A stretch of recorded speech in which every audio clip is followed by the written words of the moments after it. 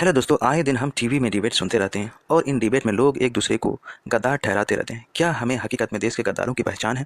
दोस्तों, मैं एक लिस्ट लाया हूं जिसमें गद्दारों की एक लिस्ट है। इस लिस्ट को देखने के बाद आपका सोचने समझने का तरीका ही बदल जाएगा, मेरा गारंटी है। दोस्तों सोचिएगा जरा, वो पुलिस ऑफिसर जो अपने काम के लिए, किसी भी काम के लिए जनता से पैसा लेती है, क्या यह देशभक्त है? क्या सरकार उनको, देश उनको पैसा नहीं देती है? क्या उनको जनता से पैसा लेना चाहिए?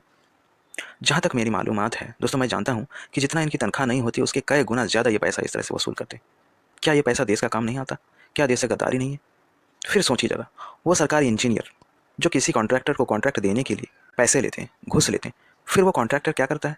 सरकारी बिल्डिंग हो, सड़क हो या कुछ भी हो, उसको कमज़ोर बनाती है। क्या यह देश के साथ गद्दारी नहीं है? फिर सोचिएगा जरा, वो बैंक मैनेजर जो गरीब लोगों को लोन देने के एवज उनसे पैसे लेते हैं, ये 1,000 नहीं, 2,000 नहीं, बल्कि लाखों में उनसे पैसा लेते हैं। क्या ये देश के साथ गद्दारी नहीं है? क्या देश उनको पैसा नहीं देते अपनी ड्यूटी के लिए? फिर सोचिएगा जरा, वो नेता जो काला धन जमा करते हैं, घोटाले करते हैं, घूस लेते हैं, क्या ये देशभक्त हो सकते हैं?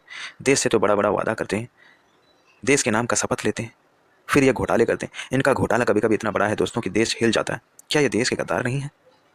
फिर सोचिएगा जरा, वो व्यापारी जो अपना इनकम छुपाते हैं, अपना टैक्स छुपाते हैं, जबकि देश का सारा साधन इस्तेमाल करते हैं, चाहे सड़क हो, रेल लाइन हो, चाहे कोई भी साधन हो, सब कुछ इस्तेमाल करते हैं, फिर भी देश को टैक्स देने से कतराते हैं। क्या देश के गद्दार नहीं है?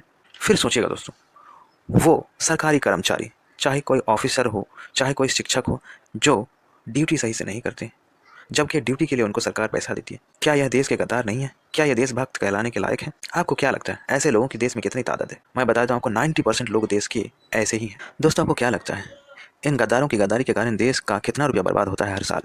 मैं आपको बता दूं, हर साल अरबों रुपया बर्बाद होता है इन गद्दारों की गद्दारी के कारण। क्या इन पैसों से देश की सड़कें नहीं बन सकती थी? देश के लिए हॉस्पिटल्स नहीं बन सकता था? स्कूल नहीं बन सकता था? यूनिवर्सिटी नहीं खुल सकता था? इन गद्दारों के कारण देश की तरक्की रुकती है।